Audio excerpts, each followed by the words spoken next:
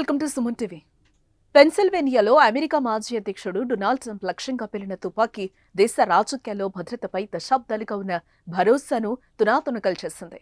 1981లో Ronald Reagan పై హత్యాయత్నం తర్వాత America అధ్యక్షుడు కాని అధ్యక్ష అభ్యర్థులను లక్ష్యంగా చేసుకున్న సందర్భమేదీ లేదు. తాజా దాడితో అమెరికా సీక్రెట్ సర్వీస్లో లోపాలు బహిర్గతమయ్యాయి.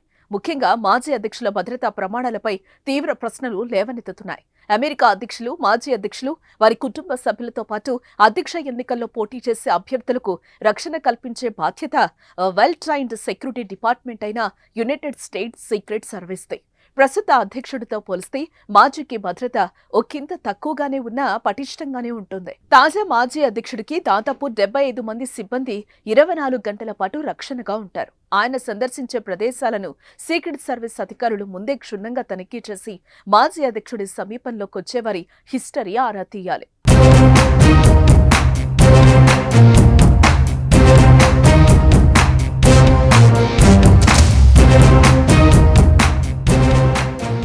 సీక్రెట్ సర్వీస్ లో క్లోజ్డ్ ప్రొటెక్షన్ టీం ఉంటుంది. సెక్యూరిటీ కల్పిస్తున్న సమయంలో అవసరమైతే తమ శరీరాన్ని కవచంగా ఉపయోగించి వీఐపీని రక్షిస్తారు. వీరికి తోడు కౌంటర్ అసాల్ట్ టీం హ్యాకై ఉంటుంది. సమీపంలో దాడికి పాల్పడే వారిని హతమార్చడం హ్యాకై మెయిన్ టాస్క్. అలాగే కౌంటర్ స్నైపర్ టీం హెర్క్యులస్ ఉంటుంది. ఈ టీం మెంబర్స్ దూరంగా మాటువేసి ఉండే స్నైపర్లను మట్టుపెడతారు. వీరి వద్ద పవర్ఫుల్ బైనాక్యులర్స్, స్నైపర్ రైఫిళ్లు ఉంటాయి. వీరు సభా వేదికకు సమీపంలోని ఎత్తైన భవనాలపై మోహరించి దుండగులను గమనిస్తూ ఉంటారు. ఎన్ని లెవెల్స్ లో సెక్యూరిటీ కాపలా ఉంటున్నా ఘటనా స్థలంలో నిందితుడిని గుర్తించి ఆపకపోవటం, ట్రంప్ ను హాస్పిటల్ కు తరలించే టైంలో కూడా సీక్రెట్ సెక్యూరిటీ సర్వీసెస్ ఆయన తల కనిపించేలా తీసుకెళ్లడం ప్రస్తుతం చర్చనీయాంశమైంది. ఆ ప్రాంతంలో మరికొంతమంది దుండగులు ఉంటే ట్రంప్ కు ప్రాణహాని జరిగి ఉండేదని సెక్యూరిటీ ఎక్స్పర్ట్స్ అంటున్నారు. దీంతో ట్రంప్ రక్షణపై, సీక్రెట్ సర్వీసెస్ వ్యవహారంపై అనేక అనుమానాలు కొత్త చర్చకు దారితీశాయి.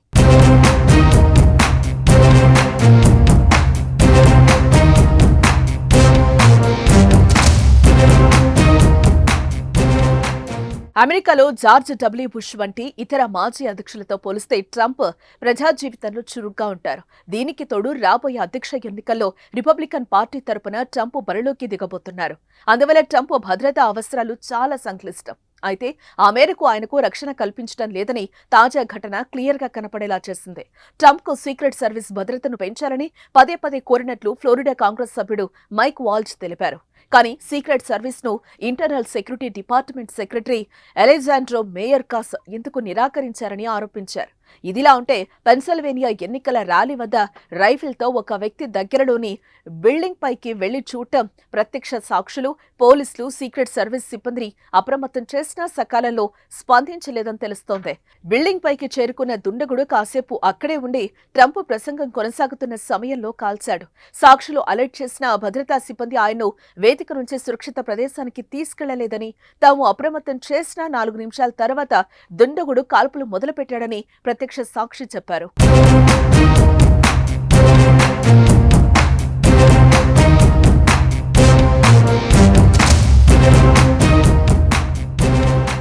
ట్రంప్పై దాడి చేసిన దుండగుడు వేదికకు దాదాపు 150 మీటర్ల దూరం నుంచే కాల్పులు జరిపాడు. రైఫిల్ కు సంబంధించిన పూర్తి కిట్తో అతడు అంత దగ్గరగా ఎలా రాగలిగాడన్న ప్రశ్నలు అక్కడ వినిపిస్తున్నాయి. అతడు ఉపయోగించిన AR-15 రైఫిల్ కి 400 మీటర్ల దూరంలోని టార్గెట్లను ఎఫెక్టివ్ గా ఛేదించే కెపాసిటీ ఉంది. అంటే ప్రమాదకరమైన దూరం నుంచే దుండగుడు కాల్పులకు పాల్పడ్డాడని, రెప్పపాటు కాలంలో ట్రంప్ తల పక్కకు తిప్పకపోతే బుల్లెట్ నేరుగా ఆయన తలలోకి దూసుకెళ్లి ఉండేది.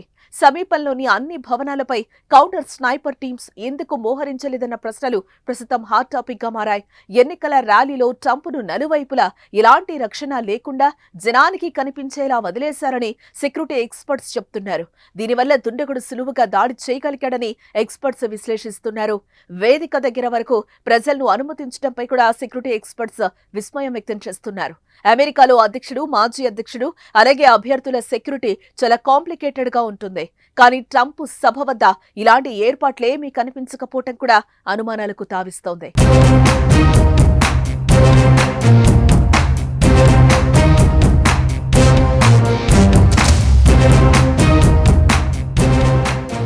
దీంతో ట్రంప్ ర్యాలీలో పేలిన బుల్లెట్లు దశాబ్దాలుగా అమెరికాలో ఎంతో పటిష్టంగా ఉంటుందనుకునే సెక్యూరిటీ సిస్టమ్కు సవాల్ విసిరాయి. ఈ దాడి జరగడానికి స్థానిక పోలీసుల వైఖరే కారణమని సీక్రెట్ సర్వీస్ ఏజెన్సీ చెప్తోంది. నిందితుడు థామస్ మాథ్యూ క్రూక్స్ టెర్రస్ ఎక్కి గన్ పొజిషన్ తీసుకున్నా పట్టించుకోలేదని చెప్తోంది.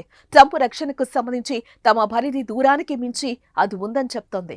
సమావేశం జరిగి AGR international INC factory grounds ను పెట్రోలింగ్ చేయాల్సిన బాధ్యత స్థానిక పోలీసులదే అని పేర్కొంది. నిందితుడు థామస్ మాథ్యూ క్రూక్స్ 130 మీటర్ల దూరం నుంచి ట్రంప్పై కాల్పులు జరపగా అంత దూరంలో రక్షణ బాధ్యత స్థానిక పోలీసులదని సీక్రెట్ సర్వీస్ యాంటోనీ గుగ్లెమీ వెల్లడించారు.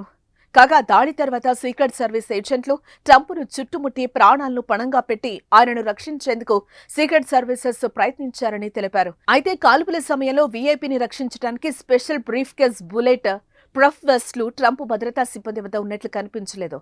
ఇలాంటి దాడి జరగదన్న భరోసాతో వారు అలసత్వం ప్రదర్శించినట్లుగా కనపడుతోందని బట్లర్ కౌంటీ జిల్లా అటార్నీ రిచర్డ్ గోల్డింగర్ వ్యాఖ్యానించడం గమనార్హం.